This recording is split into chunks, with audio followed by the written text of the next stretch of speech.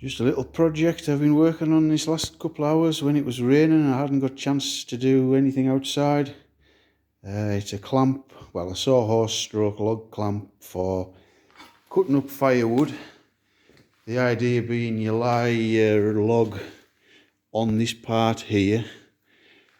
This clamp up here, it simply slides up and down this square and is held in place by the fact that it's on an angle and it nips itself.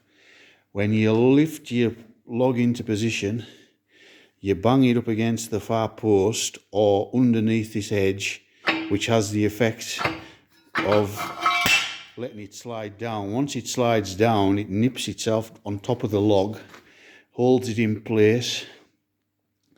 A foot across this base to stop it from swiveling left or right, and a stay leg which goes out in front of it to support the weight of the stand and the firewood. It's hard to see, I've only just tacked it together this last 5 minutes, but there's a pipe there which goes till approximately there. This length of pipe is designed to come off, so if you were wanting to transport it in the back of a car or a jeep, it would transport without much difficulty.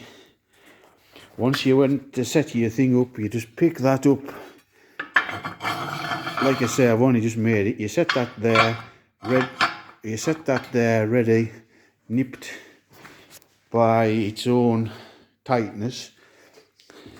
You get a piece of wood that you're wanting to cut. In this case, it's just a strainer, but to give you an example, you then place the piece of wood in there, bang it against the back of the thing, which causes the catch to drop, and you've now got your piece of wood fully supported and enabled you to cut it into logs that otherwise would have to be cut on the ground, which would create chances of catching your feet or blunting your saw in amongst the soil. It is only just basically tacked together and it's just an early in the project, but I can see the potential in it.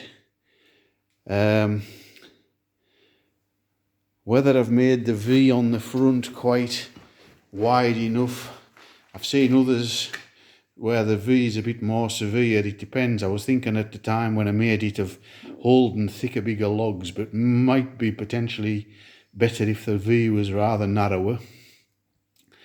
But for something that hasn't cost a lot and you just use up a few offcuts and a bit of time on a wet day, it's quite impressive really for something. I can't take any credit for the idea. I've seen other people make them, but just a bit of 2x2 box. I made this 2 length of bits of plate, 2 short bits of one each side, 2 short bits of plate, long bit down each side, and a bit of angle iron on the front. Underneath, I eventually put a piece of flat each side so that the plate didn't rock that way left to right.